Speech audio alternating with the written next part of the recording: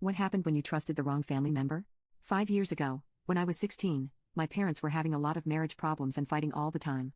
It was a really crappy situation and I ended up spending a lot of time at my grandmother, Dad's mom's house because it was nearby and she was always nice to me and there wasn't all this tension like there was in my house.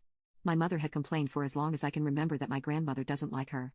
I'd never really seen my grandmother be mean to her, but every once in a while she'd make a comment to me about how I clearly needed new shoes, why hadn't my mother taken me shopping, or if I didn't know how to cook something when I was over at her house helping with dinner it was why did your mother never teach you how to cook a good meal? Stuff like that. It never seemed that deep. I was having a hard time at home with my mom anyway, so it's not like I was quick to defend her.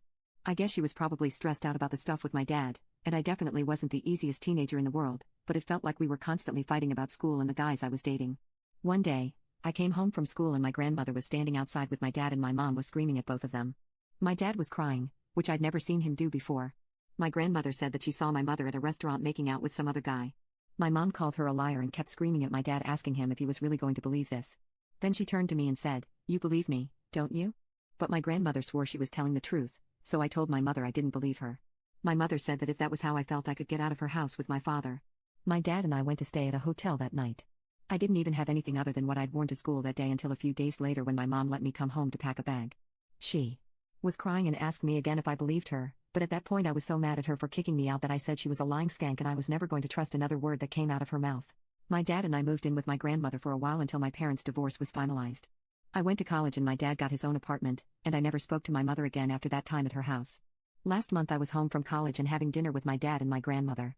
My dad seemed really excited about something, and finally he announced with a big smile on his face that he'd started seeing someone and it was getting serious. I was so happy for him. He started telling me about the woman, who sounds really great, but then I noticed my grandmother sitting there glaring at him.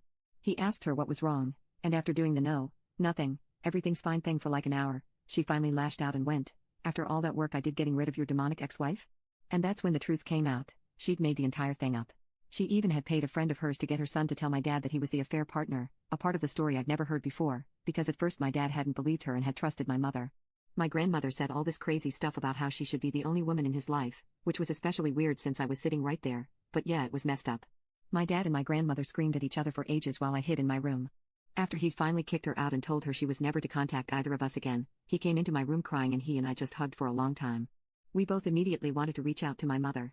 He's happy with the woman he's dating so he doesn't want to try to get back together with her I don't think, but he feels terrible for what he did to her and to be honest neither of us even had any idea how she was doing or if she was okay because we hadn't spoken to her in so long. I still had her number so I decided to try texting her. When she didn't answer, I thought maybe she'd changed her number. But a few days later she responded telling me that she would never forgive my betrayal and she wants nothing to do with me. I don't know what to do. I hate that I believed my grandmother over her, but I was a kid and I don't think my mom should punish me forever over it.